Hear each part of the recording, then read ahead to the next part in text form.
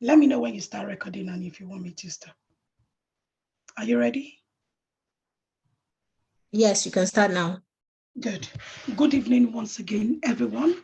I'm so sorry for we're starting late.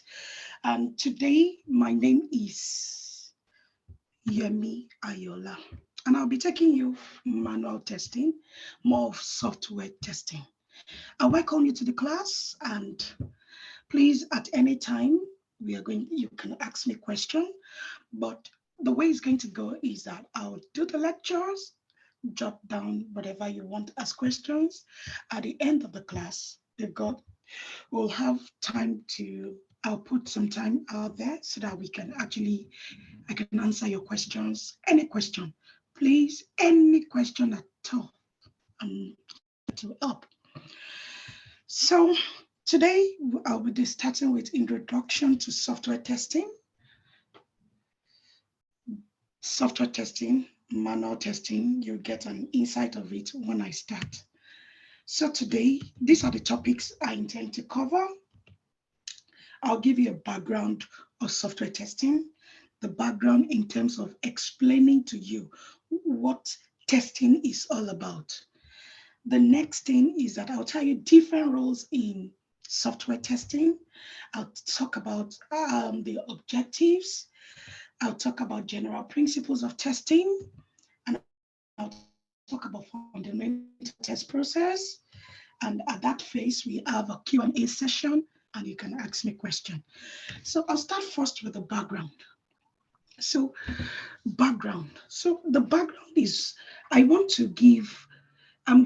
way I'm going to be teaching is that I'll be doing it more of a layman for us to understand it at the simplicity of you understanding the meaning of testing. Then I will bring it to software world. I'll be taking you to real life software world. So just for you to have a clearer view and understanding of what testing is. I'm sure most of you would have been hearing, oh, testing. I don't know what you might have thought of that made you join this class. But to be honest with you, if you're here today, you've actually made the right choice. And I'll tell you some characteristics that are needed as a software tester. So the background would be, let's take an example. Let's take example of when you want to cook. Maybe you're cooking white rice, normal pot of white rice. When you wash the rice, you pour it in the hot water, put your pot there. You put the hot water, you wash your rice, you pour it in the pot. When you pour the rice in the pot, after 10 minutes, what are you going to do? Someone should just unmute and tell me what you do after 10 minutes. You taste it. You would test it. What are you testing when you're cooking the rice? To see if the salt is enough. Or No. We've not put salt. Don't forget, 10 minutes. You want to check whether it's what? Is cooked. It's cooked. Correct. That's one testing. Now we put salt in it. I'm just cooking one small cup of rice, and I put salt. Again, what are you going to do again? What are you going to do? If you put Taste it. So when you test it now, what are you trying to check? If the salt is enough or it's too much. Correct. Thank you. That is an example of what you're doing at that moment is that you are testing what you are cooking. Now, again, you will say, oh no, what she's talking about when it comes to testing again. You want to have your bath, you put water you run your bath to say, you don't want to go into full-blown hot water. If you enter into it, you will burn yourself. So you want it maybe lukewarm or somewhat cold. So you need to know the temperature of the water. How do you do that? You have to put your hand in it and feel the water. what exactly you're doing is you are testing. Now, don't forget, the first testing we did was our sense of taste. The second testing we have done, we are feeling. That's the second testing we've done. Now, someone spray a perf and tell you to feel it. How do you want to do that? Sense of smell. You're testing, oh, does it smell nice? That is a form of testing. That is us generally. Everyone, you cook, you use water, you drink cold water, you drink warm water, you take hot tea. You check whether, before you, when you're making hot tea, you want to check whether it's not too hot. That's all this form that we are doing is form of testing. Again, take an example. You take a piece of paper. Can you start writing? You want to check, you want to make your signature, or you want to write. The first thing you want to do is to test if the pen is writing, is working. And how do you do that? You scribble it on a paper. What exactly you're doing, you are testing. Another example, I'm giving you various examples. Another example is that you wake up in the morning. When you stretch your body, you want to get up from the bed. You don't just get up like that. Oh, you stretch, you move your leg, move that. Everything you're doing is part of testing.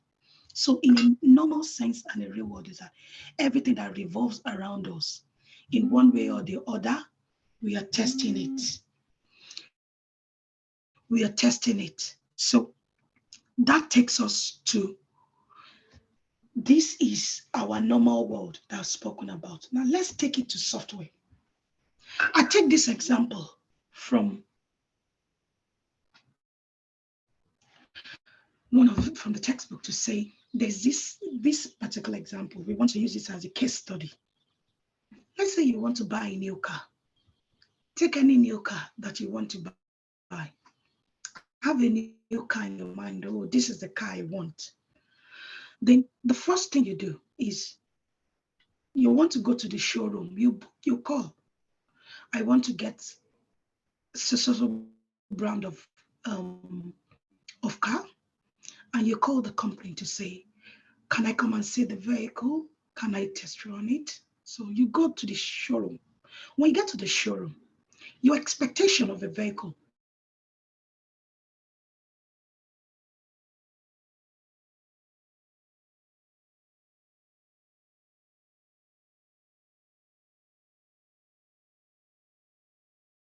you want an automatic car or a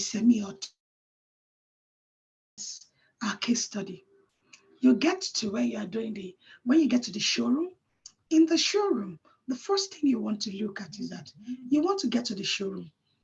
This is the car I want to get. The first thing is that, does the car look attractive? Is this the exact color I want in that car?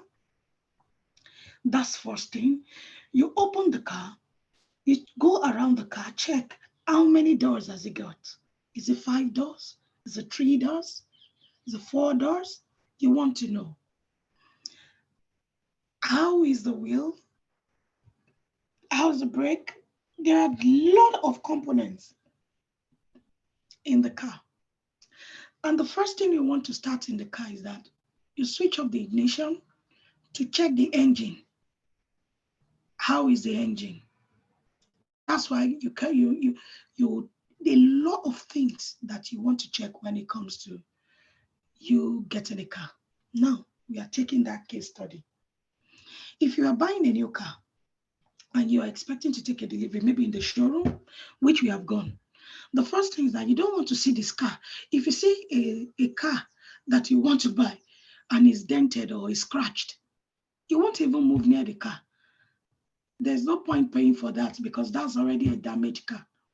So the first thing is that you want to see a clean,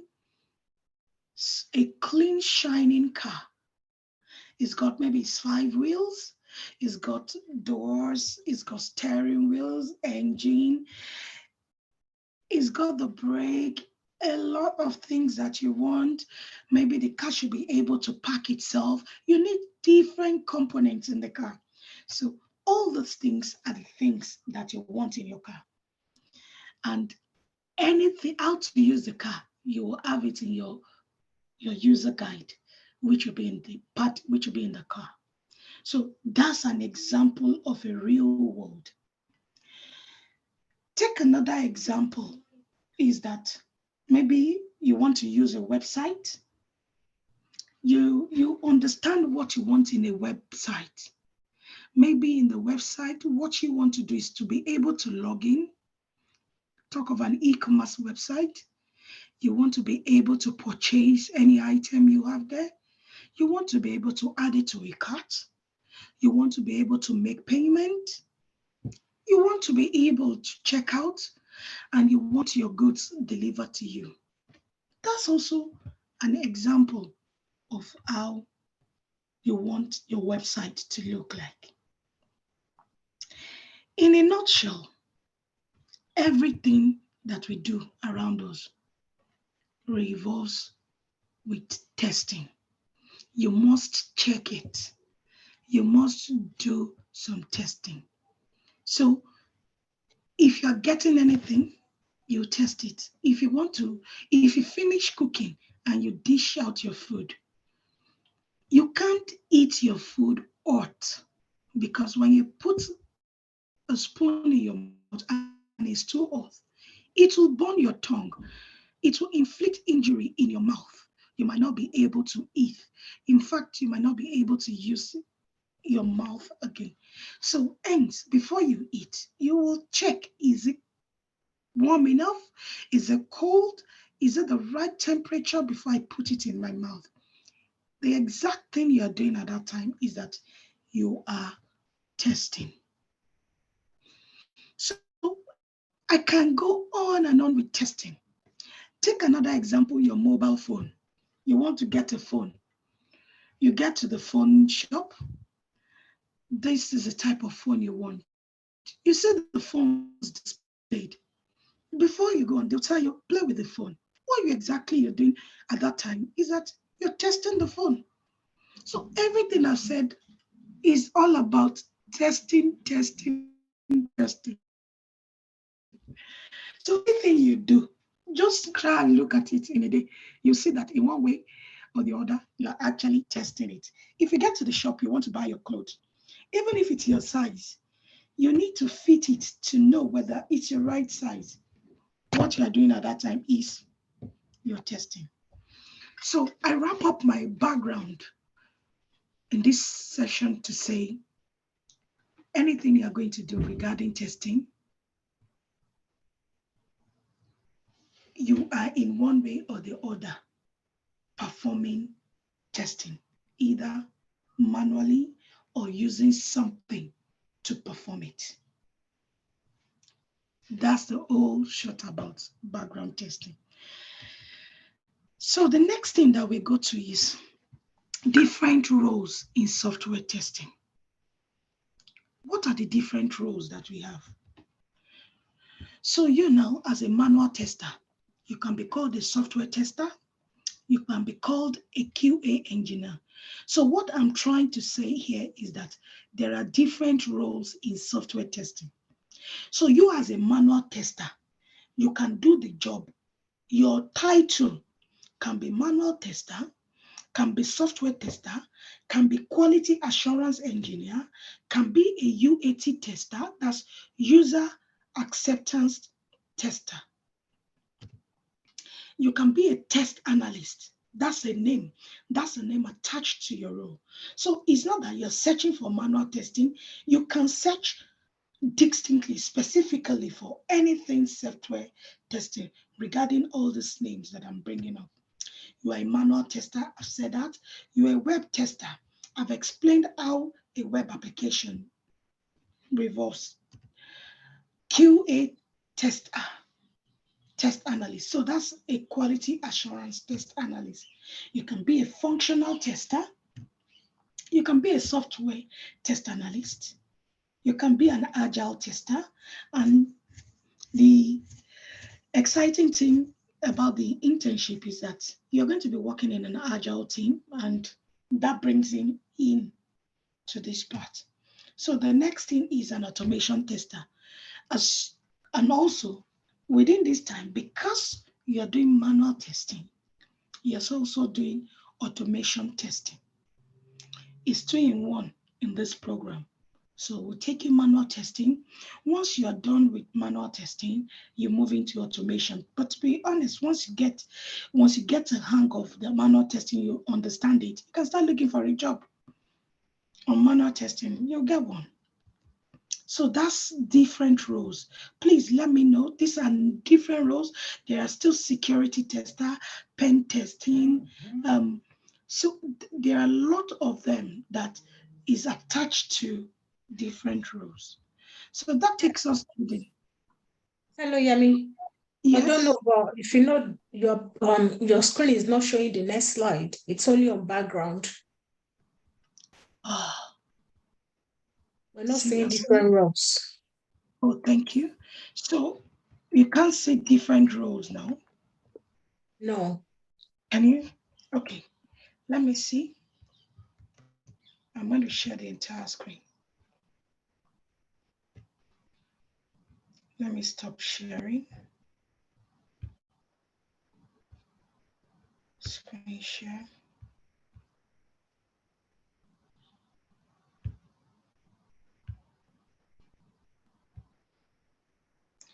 Can you see it now? Yes. We see the different roles, but the list is not there. Yes, so so now different roles, as I've said. Sorry about that. Please, just anytime you can't see any screen, just give me a shout out. I would immediately, so that we have the right things coming up. So these are different roles that I've mentioned initially. Quality assurance engineer. You would also be a UAT tester. You can be a test analyst, a manual tester, a web tester, a QA test analyst. That's a quality assurance test analyst. You're a functional tester. You're a software test analyst. You're an agile tester. You're an automation tester. So all these are the kind of roles or names that is attached to manual testing, automation tester, software testing. That's all this list here. Then that takes us to the next slide. I hope you can see the next slide again. Software tester skill. Can you see it? Yes, we can. So this takes us to software tester skill. What are the skills that we need as the tester? The skills that we need, we must have testing skills. We must have software tester skills. We must have system skill, test planning, little SQL Server. You must have an understanding of automation. You must have an understanding of the product. Know how to use your Microsoft Windows, Microsoft applications, and you must have an understanding of web. But let me tell you, the big person here, this big guy here, is testing. Is testing. And I will still go in depth about this person, this testing person. That's the major thing as a tester that you need. Know how to test. All the examples I've given predominantly is once you can do those things, I can tell you, you can test. Testing is just following the steps, knowing how to explain yourself. When I want to cook rice, first, I'll get my pot, I'll boil water, I'll pour it in the pot, I'll wash my rice, I pour my rice in the pot, boiling water, I'll wait 10-15 minutes, I'll add more salt, I'll check if it's soft and it tastes good. simple explanation. What you have done is that you have finished your testing. You can explain it. I can pick it and say, oh, how do I cook rice? First, boil water. I put it in the kettle. He said the next step is to get a pot. I put the pot there. The next thing is for me to boil water, put it in the pot. I put it there, wash my rice. So I can follow the step you have mentioned. So these are the skills needed as software tester. Then the next thing, you might be thinking, oh, is this job kind of, this manual tester, will you get something good? Will you get nice salary expectation? Let's go and check the kind of expectation, salary expectation.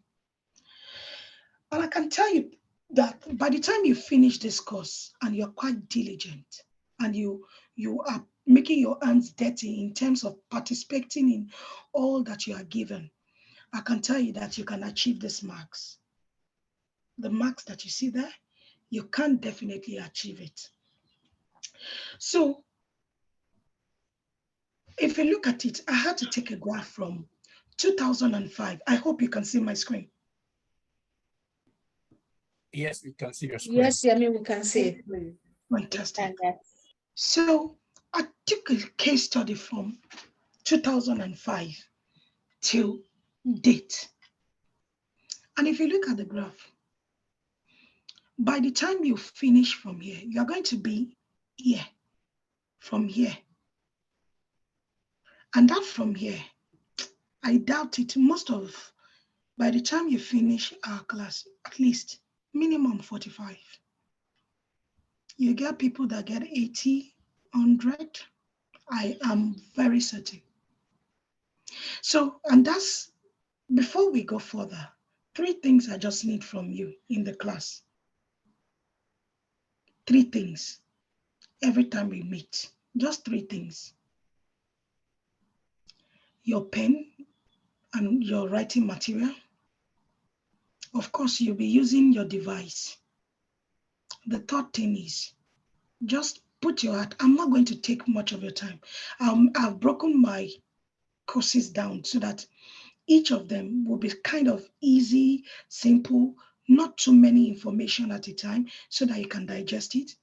The third thing is your listening ear, understanding. As a tester, that is key thing. It is key. You must be attentive, patient. You must pay attention to details. Those are the core and key things that you need as a software tester. So if you can see you see that every year is going up because the software, they need to be tested before it goes out to the public. You will understand by the time we go further. So this is the salary expectation. So by and large, my dear colleagues, the market is viable.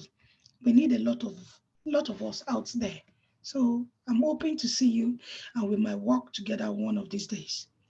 So let me go further. That takes us to a good software tester.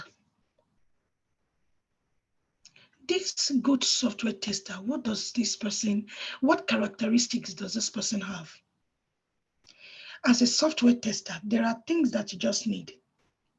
Verbal and written communication. Verbal and written communication. We have taken case study of, I'll go back to how we cook, boil the rice. I gave a detailed step of it. So the only thing we need to know, just give us exact details of what you are doing at that time, of the error you are finding at that time, be able to. And what qualification do you need? Should be able to, of course, once you can speak English, you can read and write, you're good to go. Of course, getting a degree, if you've got one, everything all boils down to written and good verbal communication. Once you are writing to say, I want to cook a pot of rice, or I found an issue with something, with the software, with the application you're actually working on. We just want you to try and reproduce the step.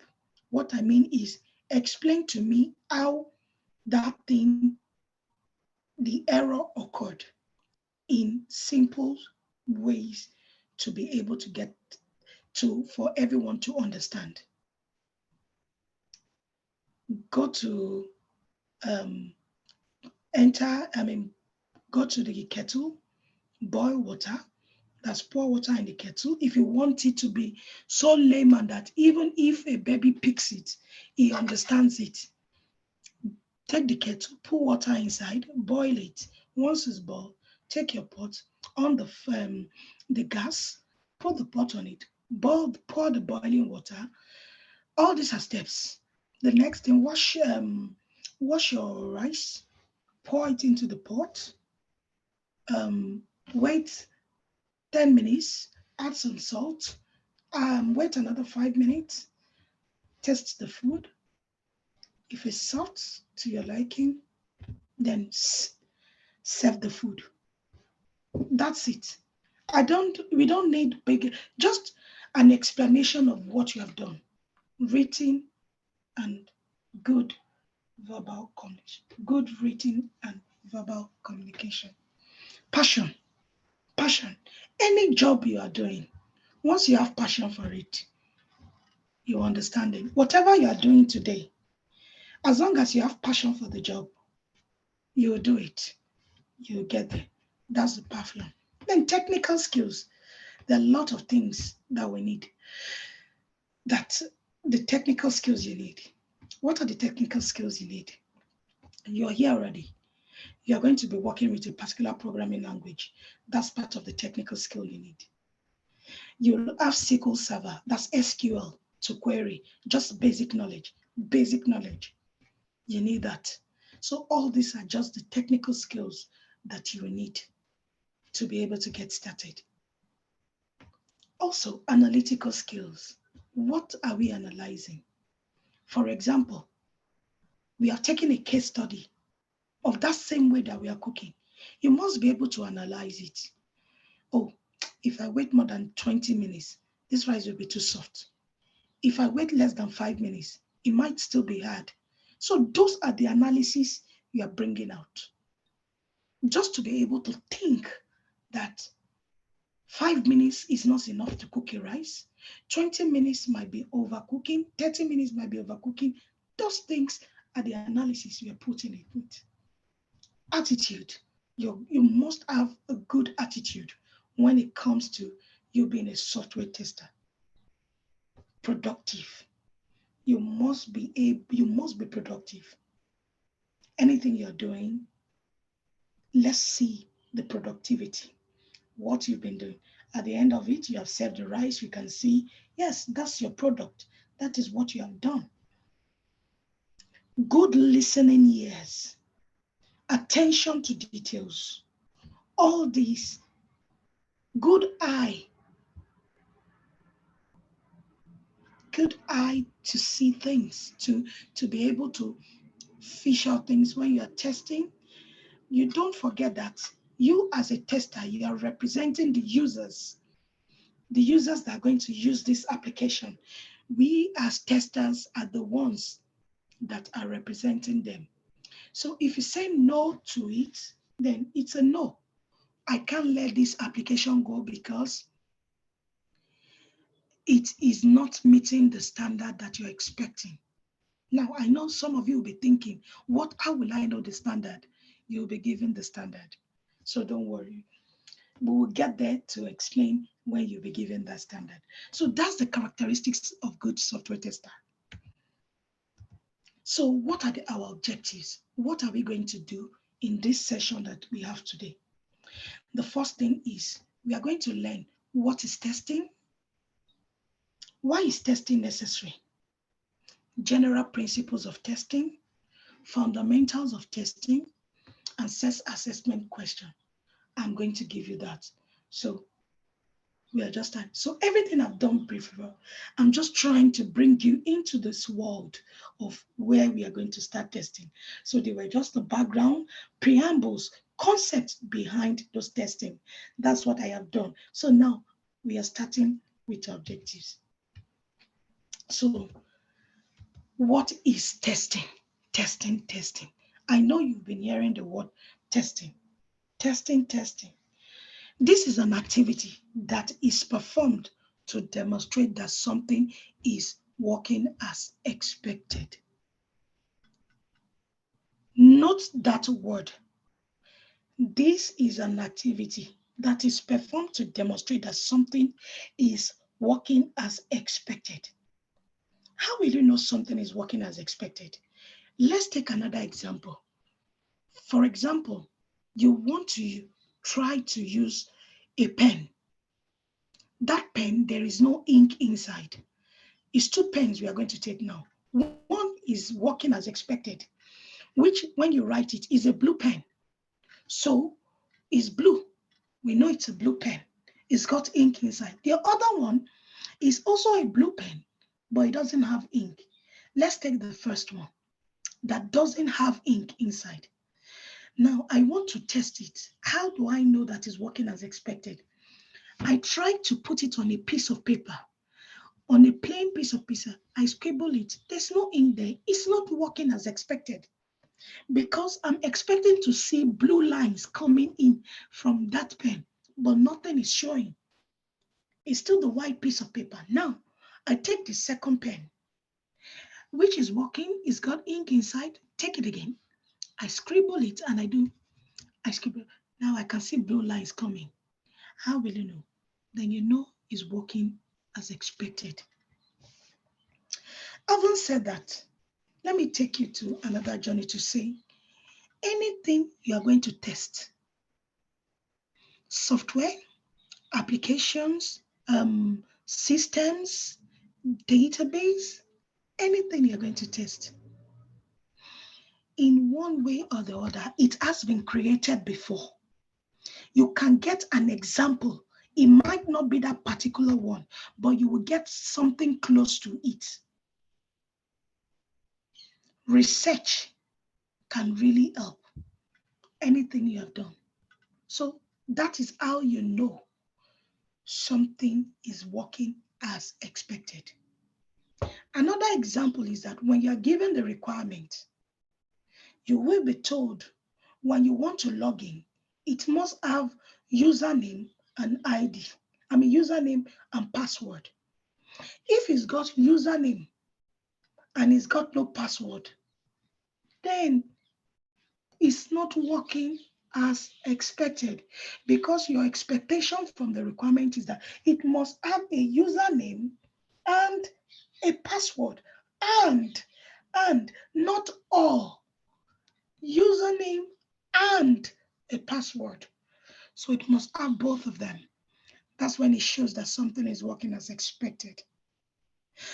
You have gotten to the showroom, you switch on the engine, the ignition, and you find out that the car is not working.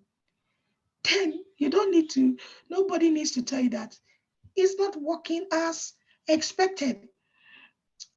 Or you try to wind up and the glass is not going up from the door.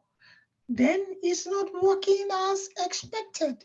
So this is an activity that is performed to demonstrate that something is working as expected. That is the meaning of testing.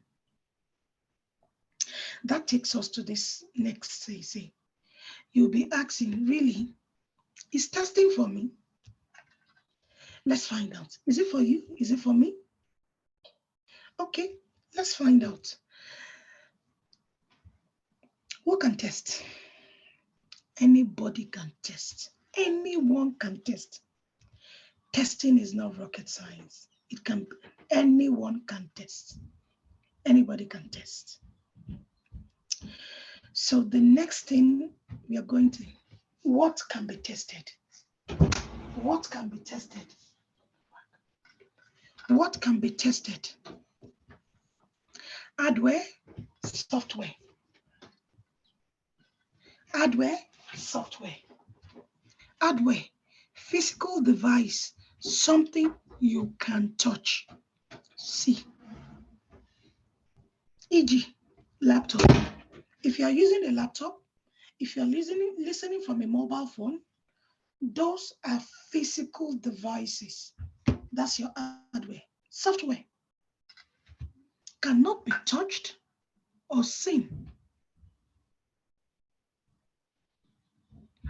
E.g., internet browser or games. Internet browser.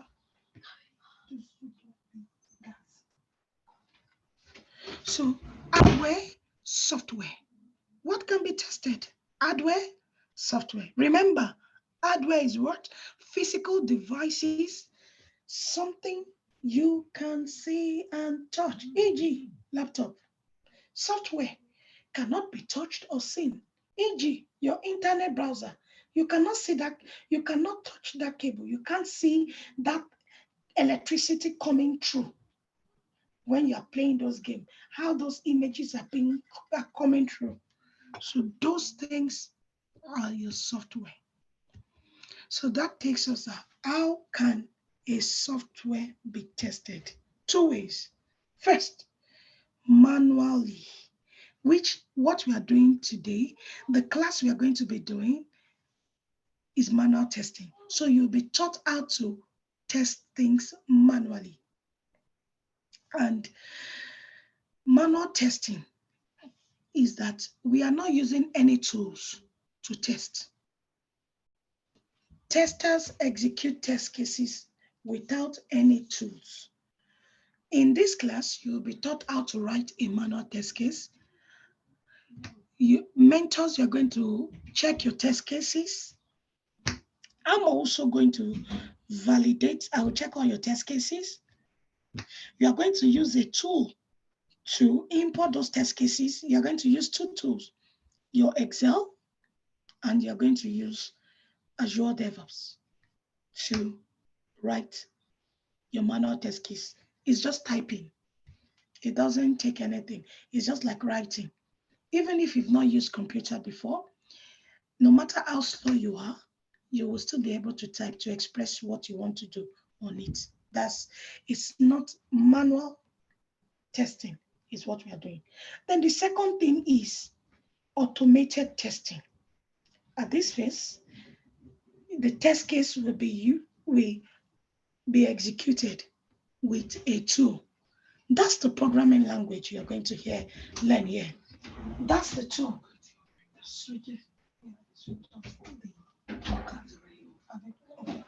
So a tester executes test cases without a tool. Manual testing. Automated testing, testers execute test cases with a tool. Remember, manual without a tool, automated with a tool. Don't forget my questions. I'm going to ask you questions. Software testing. So this time around, we are just going to talk about software testing, manual testing, software. Now, I've taken software as one of my case study to say we want to test software.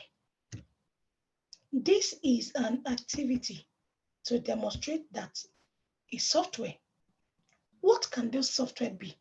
It could be a package, it can be a program, it can be system, it can be a product, it can be a web application, it can be a mobile application. The only thing we are trying to test is that it's working as expected. Now, you as a tester, your major job is to make sure you break a system, is to break an application, is to find a bug, is to find an error, is to find a fault. That is our job. And I'll tell you how to get to break those systems. The next thing, software testing is not complex. That's the main thing. It's not complex. It is not difficult to implement, execute, and practice. Software testing is a discipline. If you remember, as part of the different roles I did, is a discipline. So those roles that I've mentioned for you, the different roles, this is their job. This whole thing is their job. That's what we are meant to do. So it's a discipline. So that's what you see in software testing. So it's an activity that is an activity that is executed to demonstrate that a software, various software, it could be a web application, it can be a product, it can be a system, it can be a mobile application. The thing we are trying to ascertain here is that it's working as expected. Software testing is not complex. It is not difficult to implement or execute or practice. It is a discipline. Now, it takes us to, why do we test? One, we test to avoid failure, software failure. Two, we test a system. Is that we need to test it adequately to ensure that the right sort of testing is needed and is done on an application. So a system needs to be adequately tested, and the right sort of testing needs to be done as well. Now, you will ask me, what are the right sorts of testing? It's still going to take us to another part, but I will be bringing those parts in, introducing them bit by bit, but we are going to learn them as a topic. All this I'm introducing to you are still going to be learned as a topic, but I will bring it in because these words are the things I want you to be hearing every time. Because when you are lecturing or when I'm teaching, I want you to be hearing these words so that when you go for an interview, you will remember these words because you're already used to it. To say they are testing terms is compulsory that we know them. So to avoid software failure, that's the major thing. That's the reason we test. To avoid failure, let's take an example. You have run a bath and you put hot water. And you tell someone you want me to go inside that hot water to have my bath. I can't survive there because I'm going to have a lot of burns. Now, it might be second-degree burn. It might even be worse than that. So we need, for us to avoid that, we need to test that water temperature to be able to avoid that. A system needs to be adequately tested and the right set of testing done. What are the consequences if I don't test properly? If we don't test properly, what are the consequences? Loss of money, loss of time, loss of business reputation, injury, and death. Let's take an example. Let's say you've gone to the showroom and you see a scratch down car. You can't buy it. So they've lost money. Then time. Settle the chair. Then loss of time. Loss of time. Loss of business reputation. Now, maybe I've gone to the particular company, the showroom. You have seen a scratch car. I won't want to go there again. I'd rather call another vehicle manufacturer or another showroom for me to have another feel of another car, because I'm already disappointed because I've seen that. So that's, for me, I won't be able to tell others to go there because there's every possibility they will see a scratch car. That's it. Injury and death. I've given you an example of running a bath. That's it. Now you have taken, maybe you've even gone to the showroom. You have a car, and that car, you did not test the brake properly. You can't beat your chest to say, oh, that brake If anything happens and the person dies, you are going to pay money, fine. You've caused deaths, you've killed. So those are things that is the reason why we must test. They are the consequences that if we do not test properly, these are the things that will happen. So there are different risks acceptable for any software or any software when we are testing.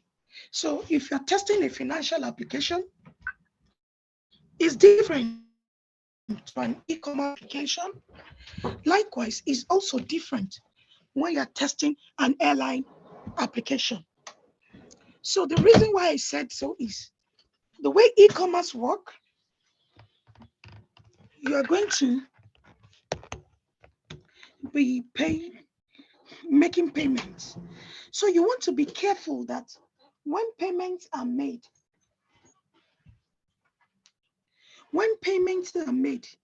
proper payments are made, the payments are coming out. So all those checks are what we are trying to check here to be sure that yes, we have the right form of different the level of testing that it comes. I would explain to you how you will know the kind of test to be done, because when we are testing, we need to prioritize. When we are testing, we do prioritization. You go for the risk first before you come further to the low and medium bugs, the low and medium test. So that's the reason why we test. That takes us to another interesting part. These three brothers, they are one. They are one person. These three entities you see here, error, defect, failure. Error, defect, failure. All through your testing career, this thing is anything you're doing under testing, these three will always be mentioned. Error, defect, failure. Error, let's take the first person. Error. An error or mistake leads to a defect, which can cause an observed failure. Error is a mistake. It leads to a defect. So, which means we are starting with error. When we find an error, it will lead to this person, defect. And the last brother is going to lead to the failure. So once you find this, definitely it's still going to come to Uncle Failure.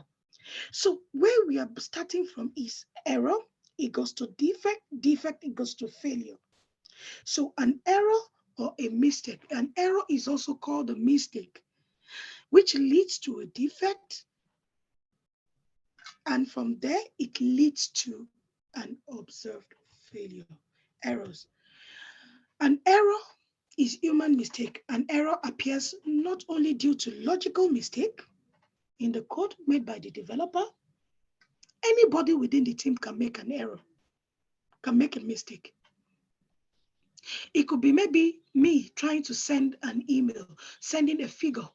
I might omit the last figure instead of PA and I put PE. It could be me.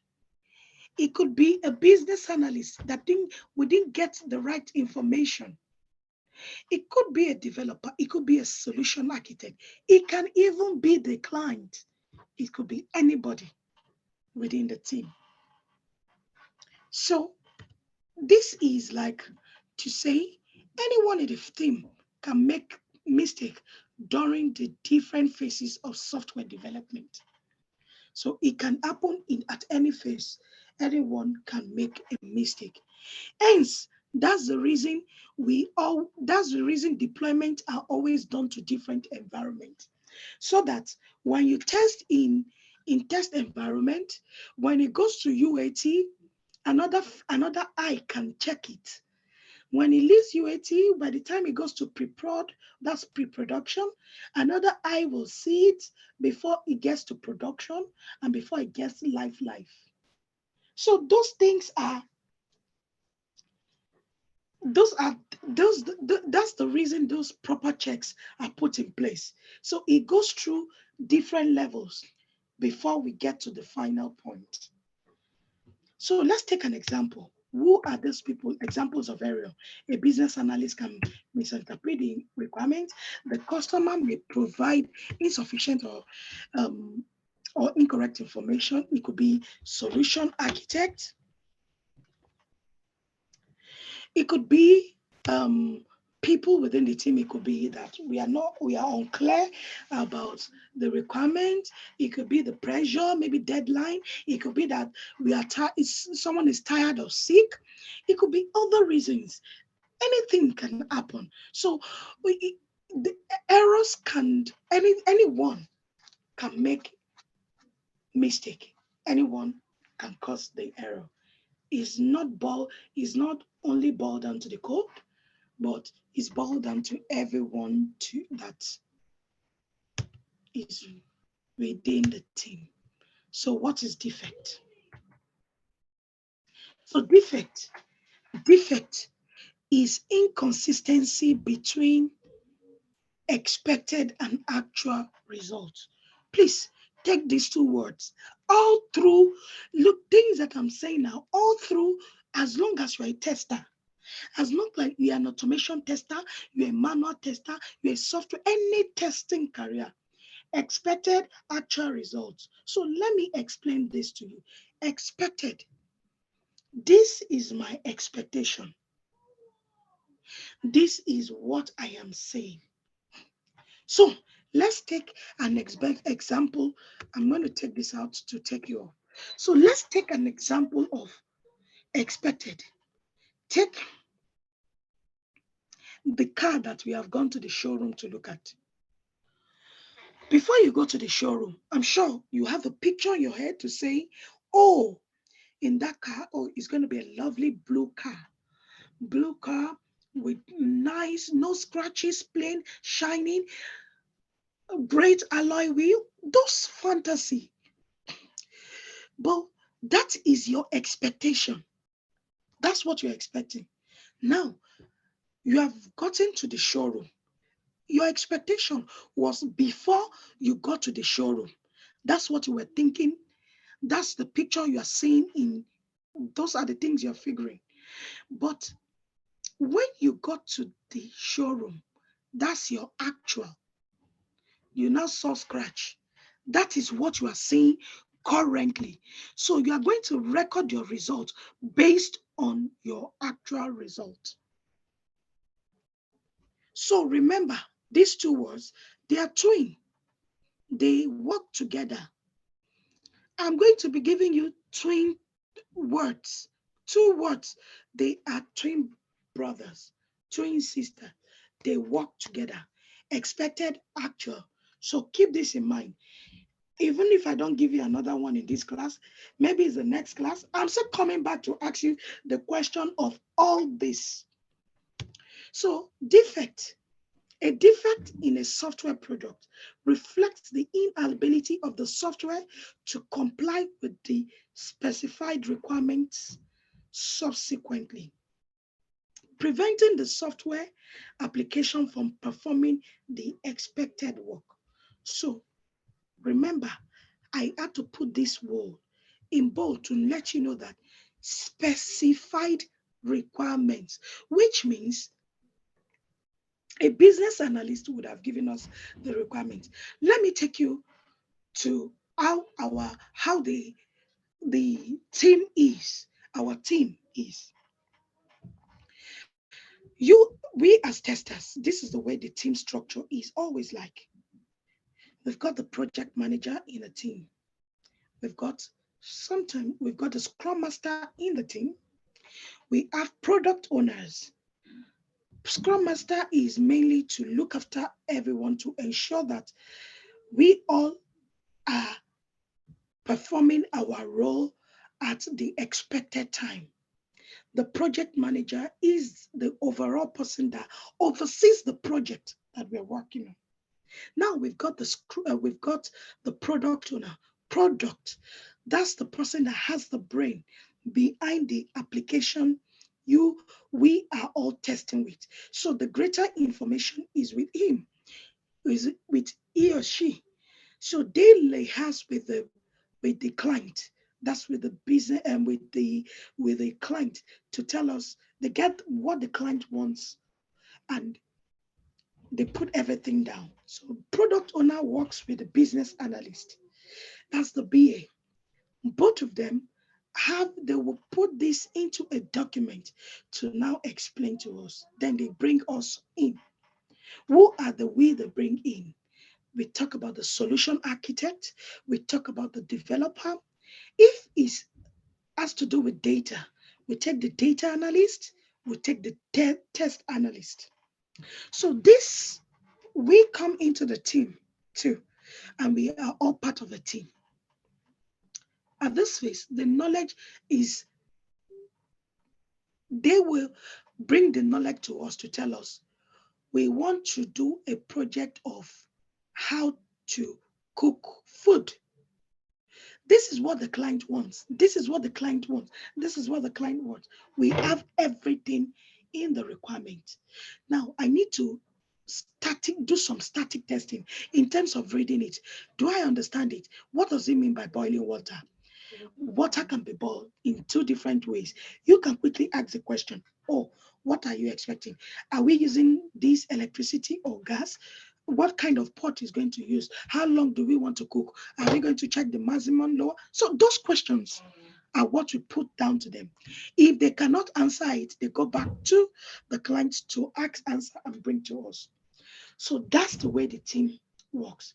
So those requirements are formed by the business analyst, gets those things into documents for us or into user stories, put them in the tool, then we can design our scripts with what we have been provided with.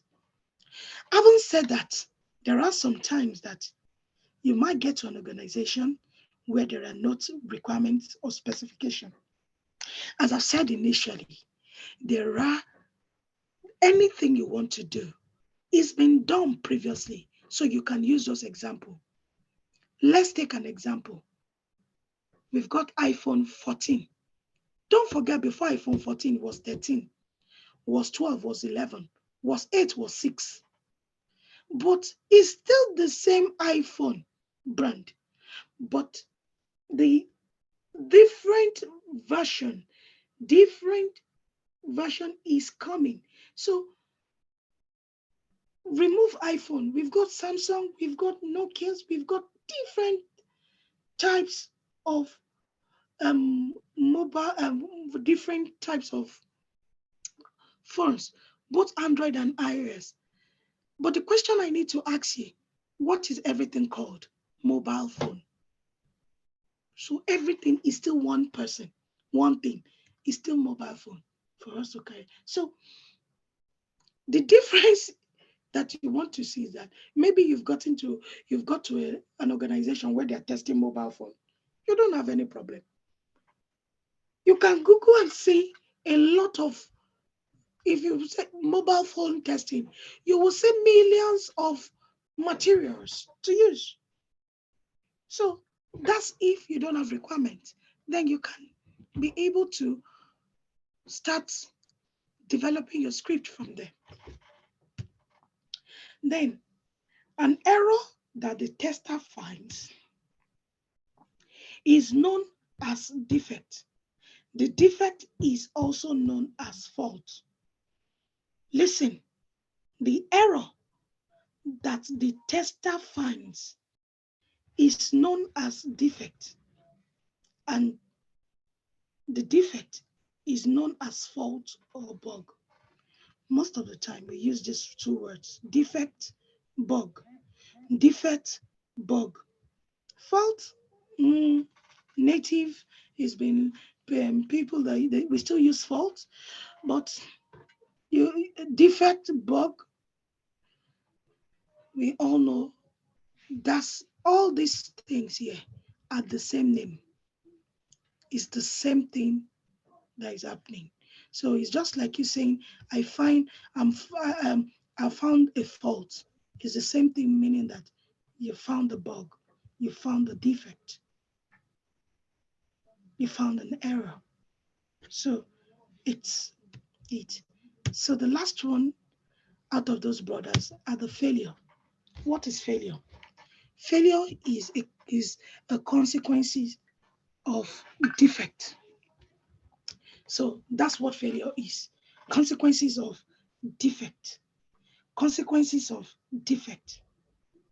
So it is the observable incorrect behavior of the system.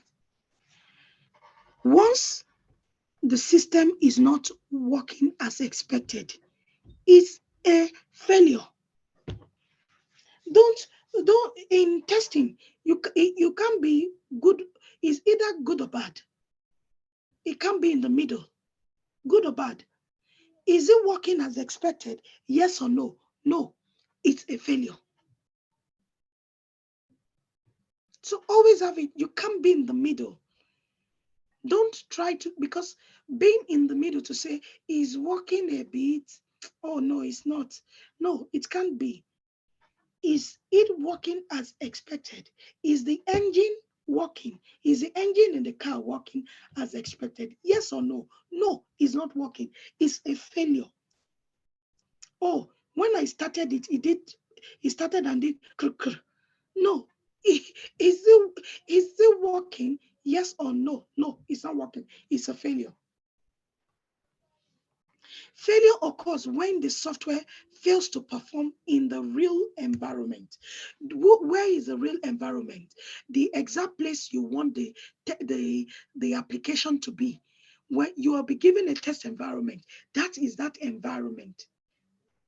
If it's not working there, then it's not going to work, even if they take it to production. In other words, after the creation and execution of software code, if the system does not perform as expected due to the occurrence of any defect, then it's termed as a failure. Please remember, failure is a failure. Not all defects result in failure. Some remain inactive in the code, and we may never notice them. So keeping software under control. Don't forget, before I continue, I've given you two words. Expected and actual results. Remember these three: error, failure, error, defect, failure. Error, human mistake. Error leads to defect, defect leads to failure. Remember, I'm going to ask you a question at the end of the class. So keeping software under control. So this is just for us to be able to guide our mind when we are testing, to know. Exhaustive testing of complex application is not possible. So when you're testing complex application, you can't beat your chest to say, I have finished testing this application. Nothing is going to happen. It's error-free. No, I will tell you that it's not error-free. Let's take an example. If you're given a page to proofread, maybe I'm the first person that is going to proofread it. I might get 10 bucks. Oh, because if I keep reading that book, the same page, keep reading that page, believe you me, I won't see any error there again. Now take that same page, give it to another person to read it. He or she will read the same page and find some error there. Do you know the reason is that after a while, I have gotten used to that page. I cannot see those errors again because everything is fine now. But if I give it to another person, the person might say, no, you didn't spell D very well. It's meant to be THE. It's written TEH. I omitted that. So those are things that you cannot say that you have finished testing and it's error-free. But how you are going to guide your testing, we would talk about it when we get there. If every test had been run, testing would go on for a long time and the product may never get into the market. So let's take an example of a car. I'm using United Kingdom as a case study because, of course, at least I know the way things are still run a bit here. So let's take 2 cars. In a year, it's 2 times that we have the cars that come, that are being developed. One will come in March. That's first car. Let's take like 23. 23, let's take last year, 2022. So we have 2022. The plate number will be 22. In September, another one will come. It will be 72. So that's how you will know that that's late end of the year. The first one is early year. So now let's use this example. Let's say, for example, you were asked to run a test. You've been testing the 2022 one since the one that is meant to come out in March. You are testing, and it's almost March. We need to bring out this product. If you don't bring it out in March, we can leave it. So we are testing it. The one that the 22 that is meant to come out in March did not come out because we are still testing it. We are still trying to find all the possible bugs, every bug that is in it, even with a tiny scratch. Until we tested is September. Now, we've missed the first set of 22. People that are going to buy it, we've lost customers there. Now, we are still waiting for that 22. We are testing. We cannot bring out 72 until we finish completing 22. Now, 72 is unable to come out. We are in 2023. What do you think? We have lost all the people, sales, money, reputation for that year. Hence, there are methods that we use in testing. You need to prioritize your testing. Have you tested the risk part of the test? What are the risks in this test when you are testing a car? What do you think is the first risk when you're testing cars? Let's test now. I want to see people. So just tell me, like we are taking the car as a case study. If I want to test a car, let's prioritize. We want to test the risky part of it first. What you know that can cause loss of life, that can cause harm, can cause injury in a car. What do you think are the first set of things that we can test? Unmute. Tell me number 1. Brake. Brakes. Brake. Fantastic. Brake. Number 2. The steering. Engine. Fantastic. Number 3. Airbag. Number 4. There's still Light. something. Sir? Full You said? light. Light. There's still something you people have not mentioned. Engine. Eh? Engine. Fantastic. Engine 6. Because if we cannot get the brake until we switch on the engine. So those are the things that we test. Wonderful, fantastic class. So those are the things you are going to test first. Those are our priority. Now, the things that we can do away with, maybe is meant to be a red car. They gave you a blue car. It's still minor color. It's still color. Those are low or medium bugs. But the main thing are what we have mentioned. The brake, the engine, the steering, the airbags, those are things, seat belts, they are key things. The doors, it must have a door. So all these are key things. It must have a wheel. It must have tires. All those things are the key things that we're going to test. It is possible to run every possible test, simple or complex. So it's just for you to know that we can run all possible tests by prioritizing. That's the major thing, prioritization. So with large and complex system, it will never be possible to test everything exhaustively. In fact, to be honest, it is impossible. You can't test everything. Complex system, simple is impossible. You cannot test everything. And that's what leads us to prioritization. So that's the way we keep software under control. When is testing enough? Now I've been talking about, so you're wondering that, okay, how do I know that I want to stop testing? So take this, there will be two words coming. So this, the first one is, when we are testing, we check the risk. Testing, check the risk. Two things. Testing, you're looking at the risk. As I'm testing, I'm checking the brake, checking the engine, checking the airbag, checking this. That two things has to go in parallel when you're testing. The second thing is testing and the quality. We need that quality. Is it the right thing that we want? You'll be testing, you'll be checking the quality. If these two things, testing and risk, testing and quality, then you can decide when enough is enough.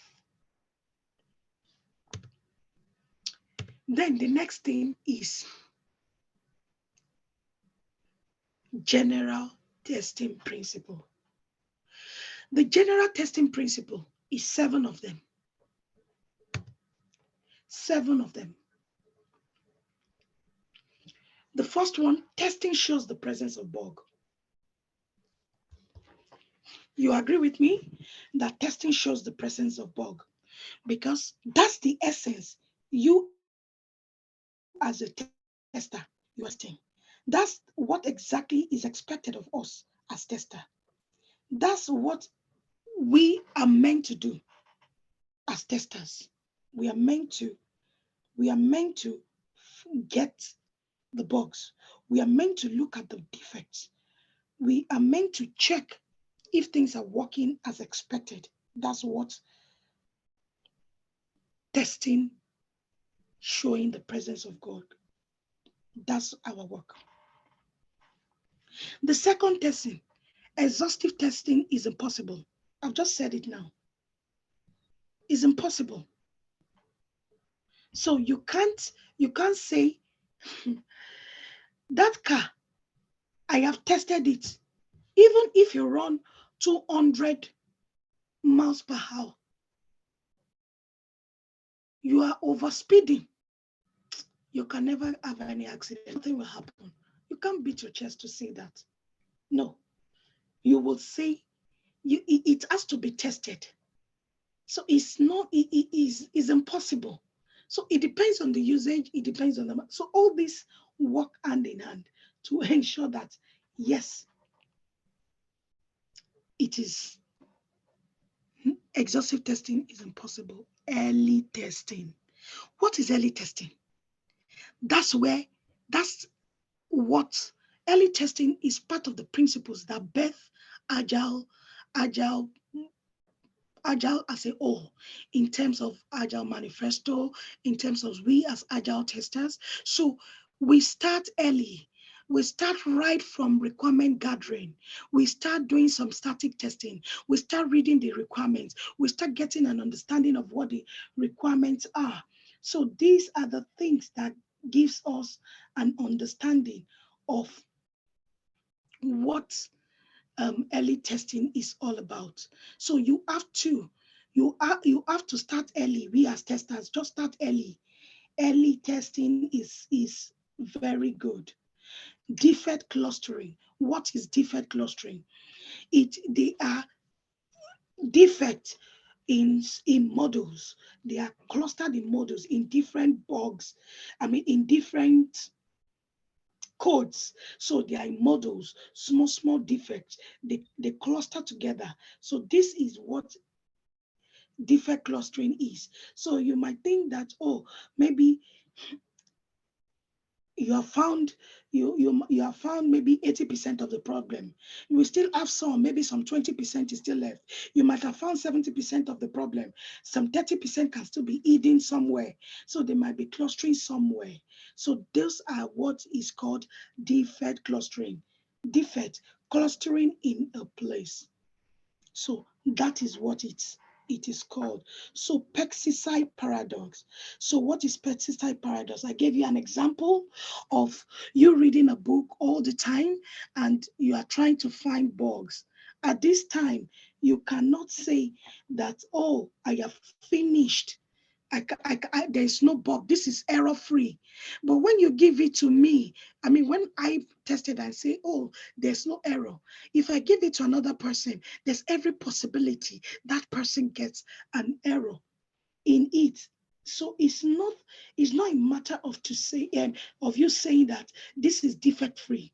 There's nothing you cannot. So it doesn't mean that the longer you test, I've been looking at it. It doesn't mean the longer I keep testing a particular thing, cannot find new bugs. I will not even see any bug again. After you have tested first, second, third rounds, I can tell you anything you do after that time, you are not going to find new bugs on that same page. You won't even see any bug. But if you give it to someone else, that's new eye looking at it, he or she will bring out bugs from there. Correct. Then testing is context dependent. What does this mean?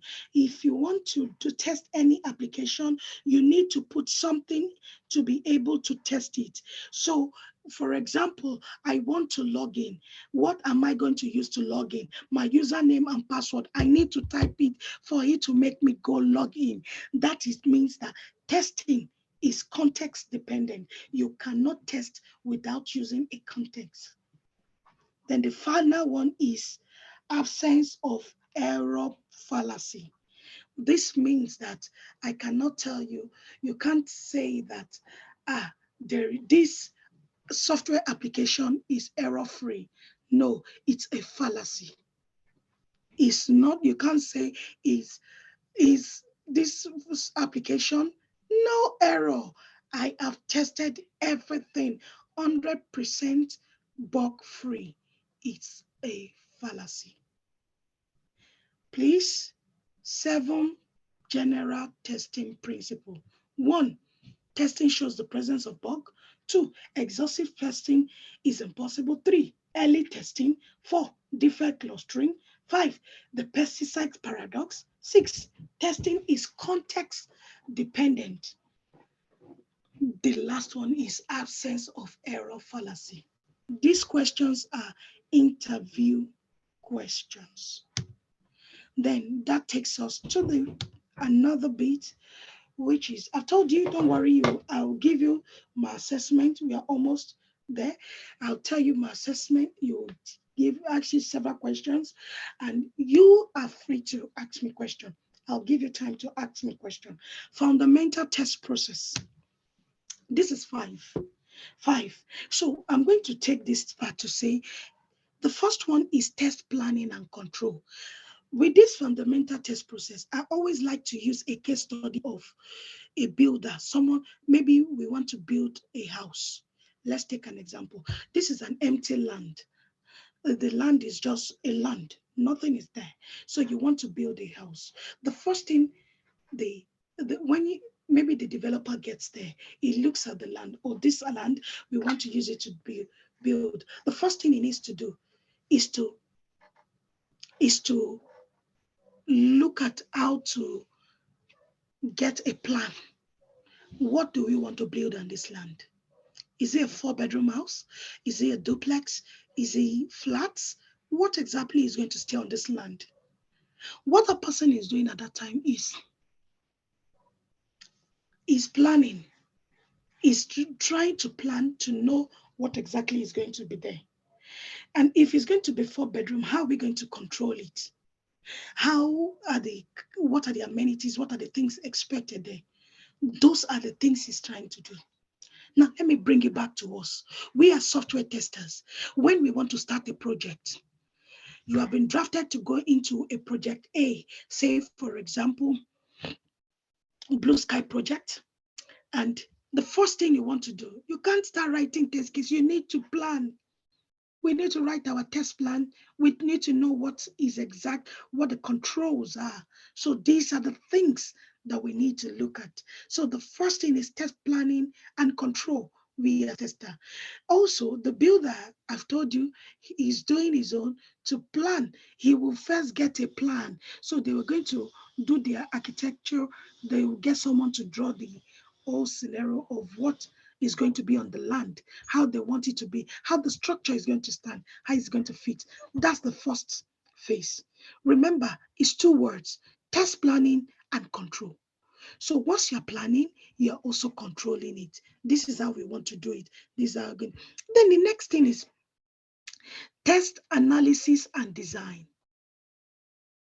So let me take it to the builder again.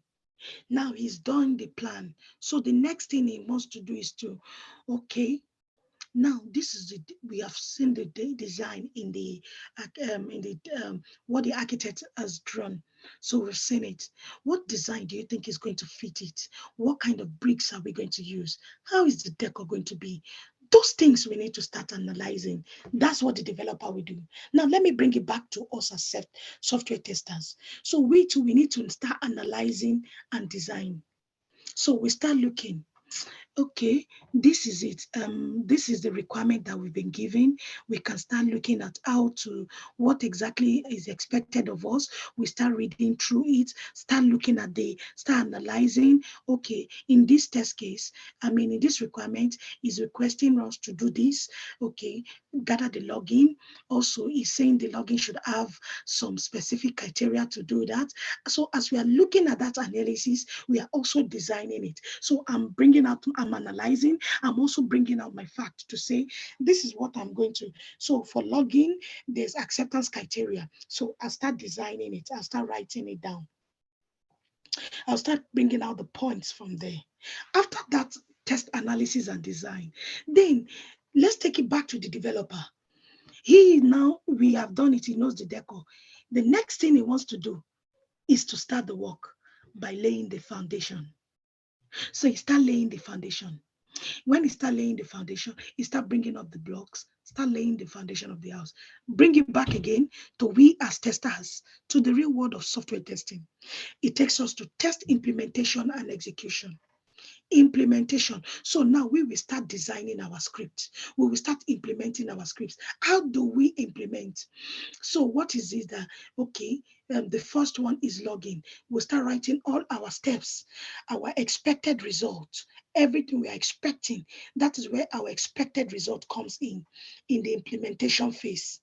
In the execution phase, that is where our actual result will fall in. Implementation phase will be our expected result. So I'm designing my script, putting then in the execution phase, it will be my actual result. This is what I'm saying now. I've gone to the showroom, I have looked at it, it has a scratch. My expectation before I got to the showroom is that it will be a shining, lovely red car. That's what is going to be. The wheel will be sparkling, the alloy wheel will be shining and calling me to come and pick me. But getting there, I found out that it doesn't even have it doesn't have a shining alloy wheel. It's not fancy. It's not as beautiful as I want it. Actually, this is what I'm seeing. It's got scratch. That is my actual result. Now, it takes us evaluating exit criteria. Now, another 2 words that I want you to have: exit criteria and entry criteria. Remember, the first string that I gave you is expected actual results. Now, I'm giving you another one: exit and entry criteria. Let me explain to you. Entry, I want to enter. In testing, entry means I want to start. Entering, I want to start. I want to enter. I want to start. What is exit? I want to stop. Exit in a normal is go out, stop, go out, stop. So that's it. Entry is starting. Exit is stopping. Stop testing. That's what it means. So evaluating exit criteria. Now the builder has finished. He's mounted it, he's put roof, he's designed it. So now it's now collating. What else do we need? So we finished up we've done everything. It's trying to plan to say this is ready. So as is evaluating the exit criteria, is also reporting. So we now, let's bring it to the world. We have executed. So before I finish this, before I continue with this fourth evaluating exit criteria and reporting. The third one, I would tell you that let's take an example. If you've written let's say five test cases, and your manager comes to you and tell you that, Yemi, Debbie, Ade, you've written, how many test cases have you written? Then you tell him, how many test cases have you executed? You don't tell your manager that you've executed 3 test cases. No, it's wrong. We don't talk in numbers. We talk in percentage. We analyze in percentage. So what analysis is? You've executed and passed 60% because 3 of them passed. So it's 60%. Maybe one is blocked and the other one failed.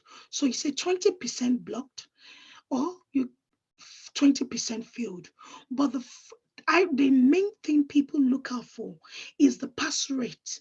So the pass rate is 60%. Once you tell them 60%, they know 40% has to do either block, not applicable, or is failed. So they look at both pass and fail. So if you tell them 60% pass, 20 failed, so they know the rest is either block or not applicable. So, but in your own report, you are going to put it there to say every list of it must be given there. So 60% pass, 20% failed, 20% blocked, just those analyses. So if it's 4 that has gone through, 80% passed, 20 left. So the organization are the one there. There's always a pass rate that when we hit that pass rate, we can say, okay, let's push it out. We'll be fixing things when it comes to it. So those are the things, that's the way you analyze. Please do not forget, never analyze in numbers, analyze in percentage. So executing exit criteria and reporting. So your analysis too will fall in under that reporting. So that's why you say 60% of this has failed. You pull out all the ones that didn't fail, opened the ones that were blocked. You look for mitigation plans. What are mitigation plans? Is it with the developers? Are they looking at it? What is our next step? Is it going to be fixed before UAT, before deployment to UAT? How is it going to be tested? So all those mitigation plans would have been talked to, and you can put them in the report. And the final stage of it is text closure activity. Now the developer looks at the building to say, my job is finished. This is the building, this is everything I have done, and he hands it over to the client to say, I've completed your building. Now, we too need to add our test closure activity to say, I have finished. Now, at this number 5 is the big one for you as a tester. If you are not happy, sorry, can you mute, please? If you're not happy with the result of whatever you're testing, if you're not convinced that what you're testing is right, I'll advise you not to sign off. But before you can say you cannot sign us, you must have been engaging right from the beginning to say, oh, while you're implementing, maybe the bug is going back and forth. If it's a critical bug, of course, I'm not expecting nobody's going to sign off. If it's a critical bug, I've got so your no-go session will be like, do you want us to close it? Hear me, why? And you can say your part. Of course, we are a lot of people, their business, but I'm the one that tested it. So I'm the one to move into UAT. I'll say no. They will ask me what's the reason. I must have stated the reason even way because of that. So they are all aware. I can tell them this. So the project manager might override it to say, yeah, maybe we can risk it. Let's put it in UAT. I'm not signing off.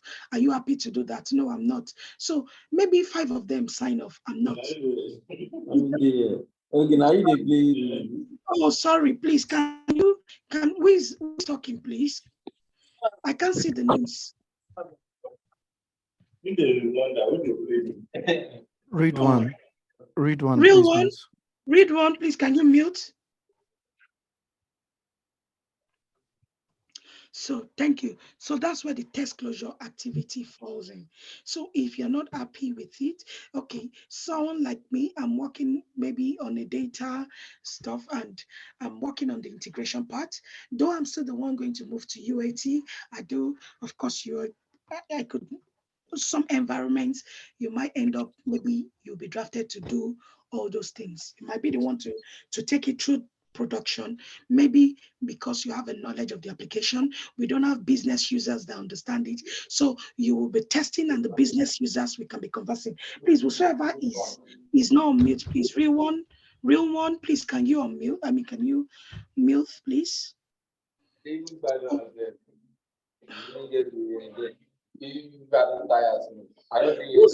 think Sorry. admin might be able Can to. you please mute, please? I think you can mute Debbie? him as the co-host. Can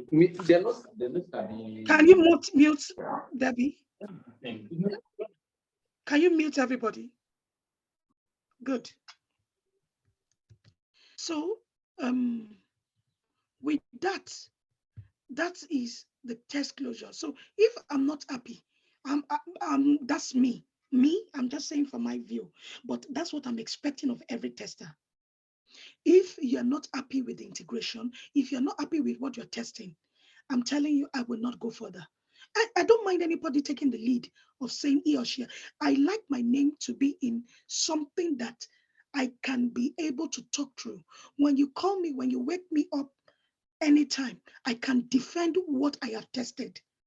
And that's what is going to be my closure report. So in my closure report, I put to tell you that these are the things I have done. This is what was tested. This is what my script was meant to entail.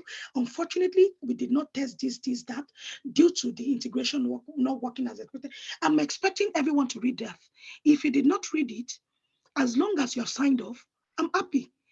Because when you bring it back and tell me, come back to me to say, none of them come back to me because it's already in my test closure that I'm not happy with it. So that's the way it is. So that ends it.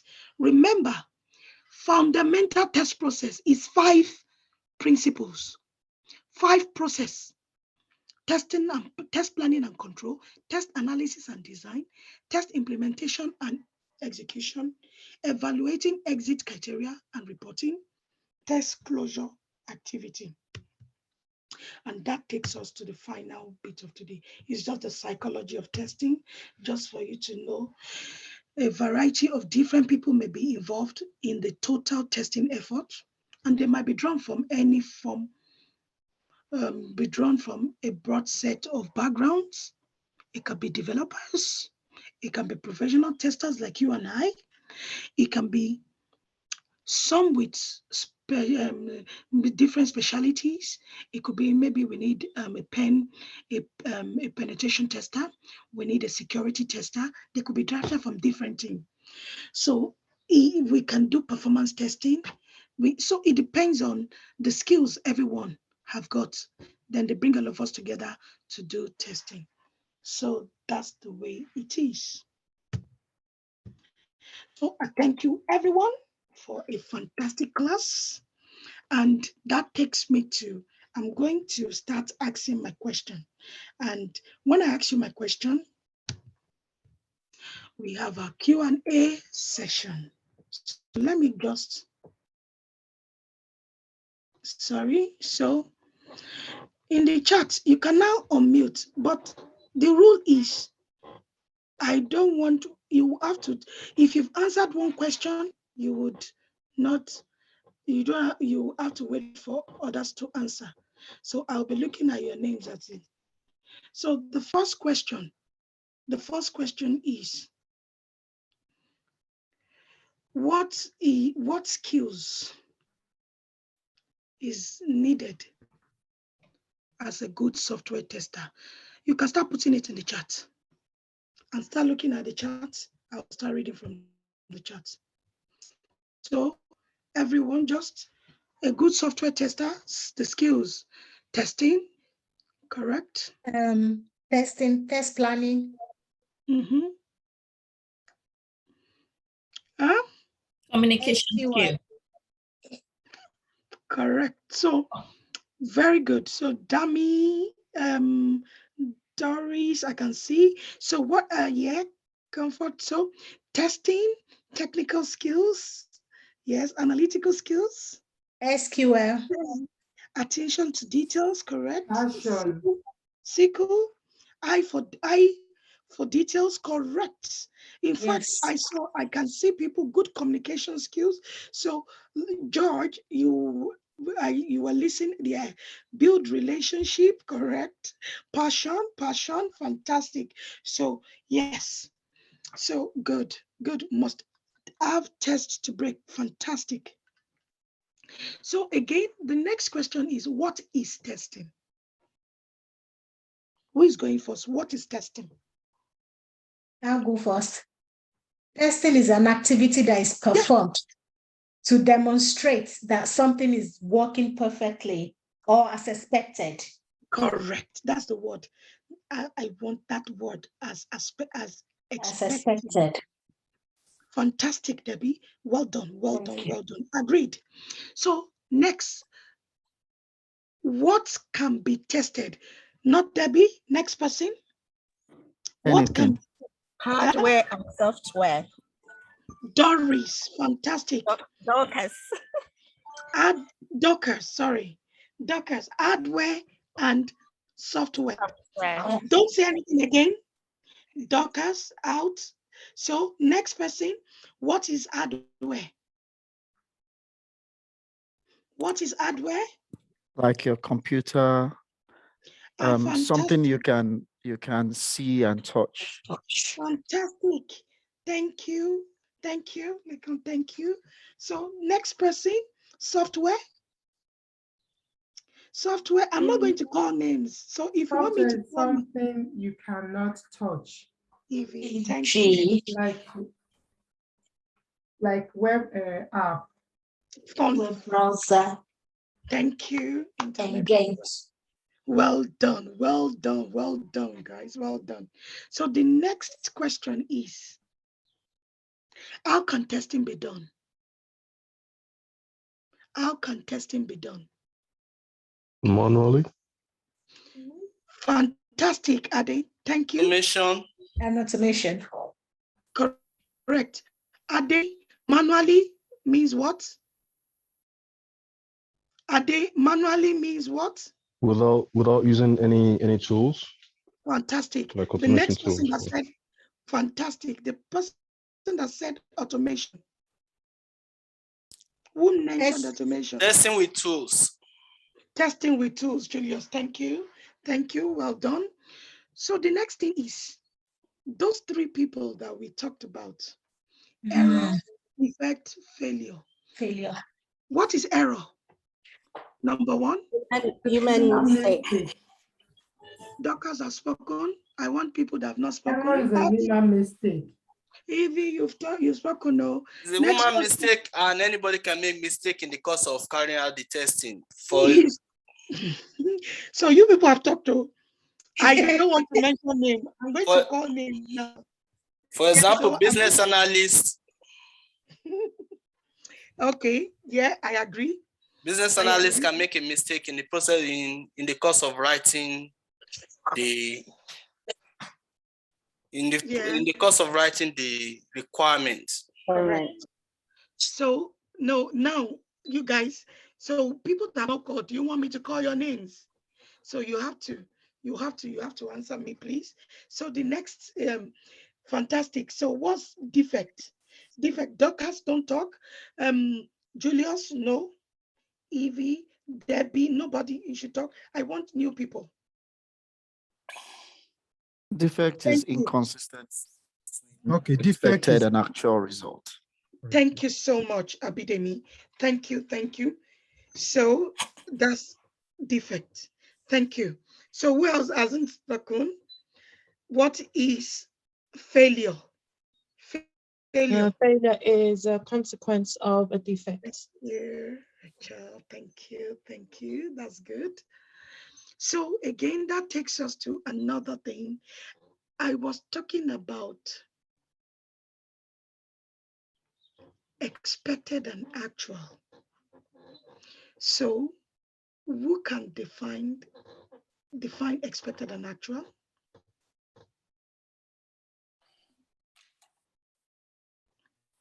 Anybody can try now. Expected is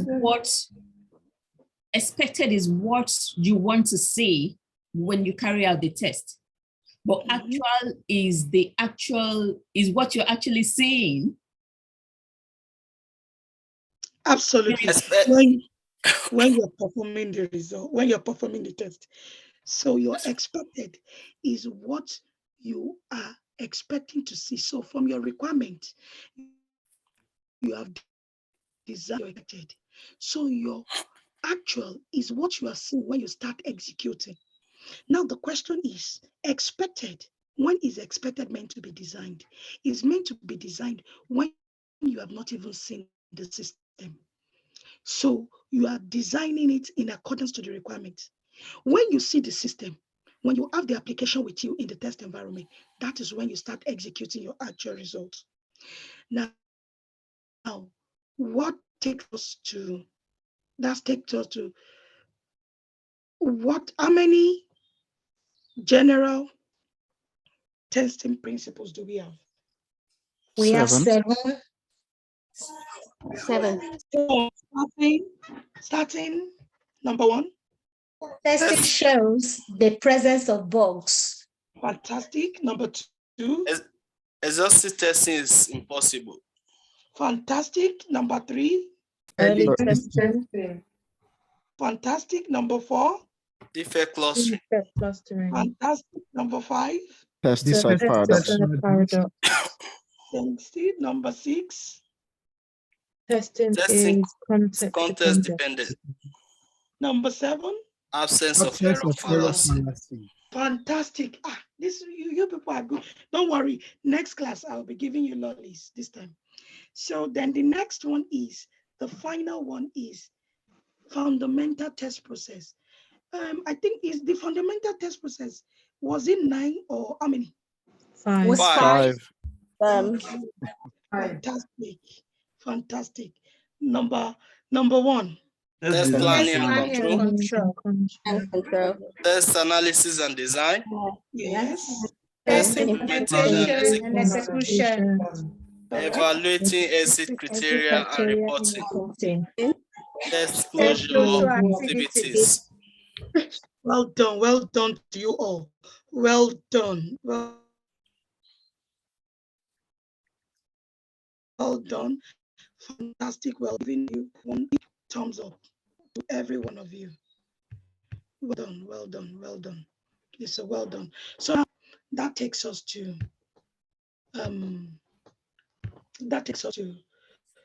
the end of class today. So tomorrow we'll be meeting and we'll start another topic. But just to do a quick recap at the end of the class about what we've done today. So I have time. Any question, I'm open for it. So I just want to ask, will this presentation be shared with the class or the video? Immediately. Once every class stops, they would share it to the class immediately. Are we meeting the same time tomorrow? Absolutely, yes, the same time tomorrow. Okay. Thank you. Hello. Yes. I was going to ask, is there a specific online that we can get material from? So the first thing I need to ask, do you have the soft copy of the textbook? No. Which textbook? This software testing textbook. So, okay, what I'm gonna do is, I'll inform as you're talking. I'll inform the admin. They will share you a copy of the software is a soft copy, so of the textbook. So you can have a read through of the textbook ahead of the class. Please share the textbook with the class. Thanks. That's it. So I've done that. So that textbook will be shared to you. So you can, it's just so you can download it and start reading through it. Honestly, it's just 6 topics there. And this is the first topic we have done. So it's just 6 topics there. So it's not, it's not, though if you're reading it now, it might sound, but if you're going to read it now, because you've done the first chapter, it will look very easy. You see self-assessment questions there too, which you can be doing as you go along. So that's it in that. Any other question, please pop it in. Anything that we have done today that you don't understand, please can you let me know? I can go back to it. Good evening. Good evening. Thank you so much for the class. It was very thorough and very educated. Thank you so much. I just wanted to ask, you said something about that testers, what we do is to find faults. So I was just wondering, what if I don't find a bug? You will find. No, you will find. No, I'm going to tell you how to do it, because in testing, happy part is always sweet. So what you do is, when you get the happy scenario, that's the one that will go use the login properly. The next thing you want to do is to break that application. That is the essence. When any test that you start with, I will tell you predominantly, it cannot be 100% good. Is going to fail. So you will definitely find bug. But you will get to a point that maybe you found different bugs, you have found they fixed. So I'm still going to explain to you what types of testing, test levels, how you're going to test. So those ones are coming. So there's a regression testing, there's retesting of bug fixes, there's from them functional testing, non-functional testing, compatibility testing. All this type of testing are still coming in play when we are testing. So, but we need to take things, for you not to find bug. I'm telling you, Dorcas, you will find bugs. I am very sure you will find bug. Now, if it's a greenfield application, when I mean greenfield, they've just started the application. The bugs you'll be seeing, you yourself, you'll be asking that, don't these developers understand how to develop? That's what you'll be asking. But unfortunately, it's not their fault. That's the way it's meant to be. So in a bug, but I always advise, if you're testing, maybe I've started testing I was testing an application. This is an application that is meant to have been, is an enhancement. But that application, when I was given, within 2 hours, I found 50 bugs. There's no point. I stopped testing. I suspended testing because it's a waste of time. 50 bugs, they need to first resolve it. It means they did not deploy the right code. That's what it means. In just 2 hours, I've raised 50 bugs. I just flagged it to stop, suspend testing. Everybody, don't test again. That's what I just told the team. Stop testing. There's no point for us to carry on. You can't get 50 bugs, even 20 bugs in 2 hours. They've not done something right. So you will definitely find bugs. That is the essence. The number of bugs you are finding is you. So the happy part, I'll be telling you how to find the other bugs. So that's the one. I'll teach you how to find those bugs. Thank you very much. I'll be grateful if you can teach me how I can find bug. And you said you found 50 bug. Yes. Does that mean the developer did not test their work? No, that is where I'm texting you. So what happened is they might have deployed a different code. So Okay. in a different environment, hence nothing is working. Okay. And So do you understand? Do yes. you understand now? So it's just Yes. like you said, test, put a code here and do this. You find, so you, is, did you forget what I said at the beginning? Error. It could be Yes. example of anybody that can bring error, anybody on the team. It could be you, it could be me, it could be the developers, it could be business analyst, it could be anybody. That's an example of error. So Yes. thank you. As a tester, are we, as a manual tester, do we perform functional testing or non-functional testing? Yeah, we do. We do. Functional one? testing. What is functional testing? Search, username, login, those are functional features that you can see. Non-functional testing are the performance type.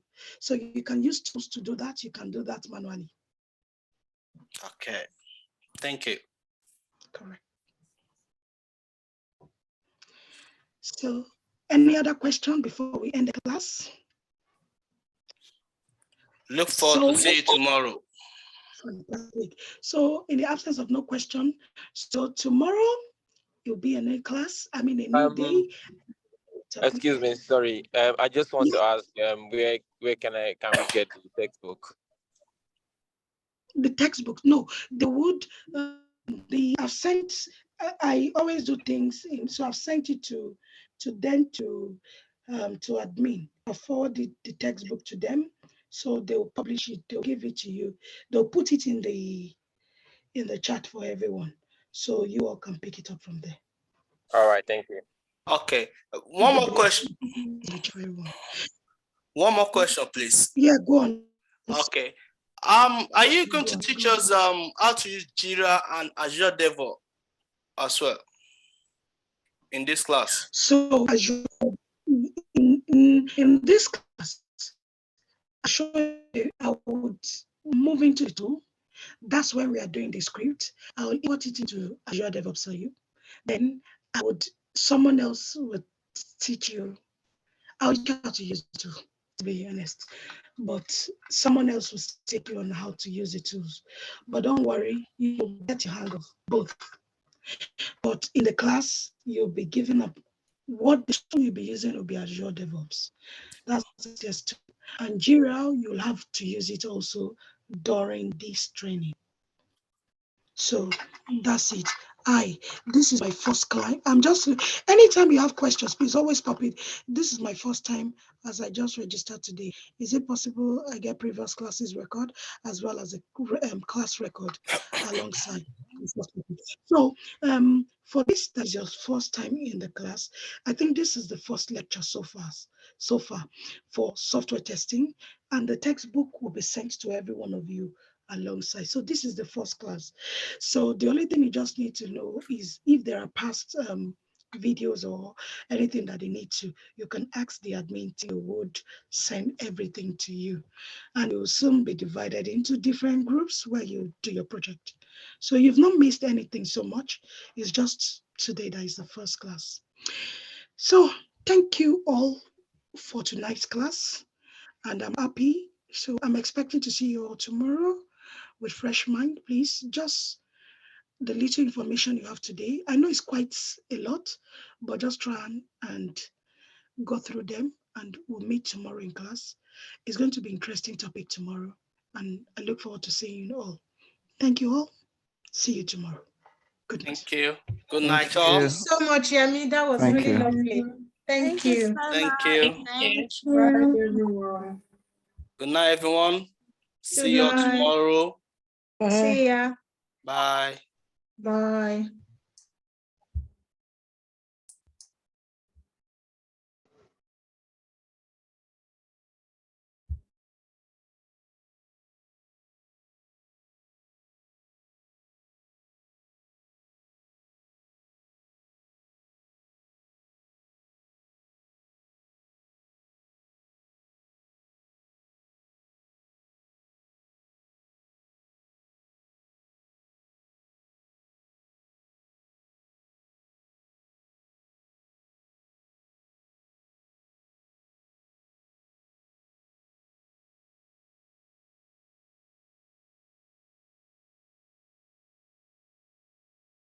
Lama, if we don't drop, I won't be able to stop the recording.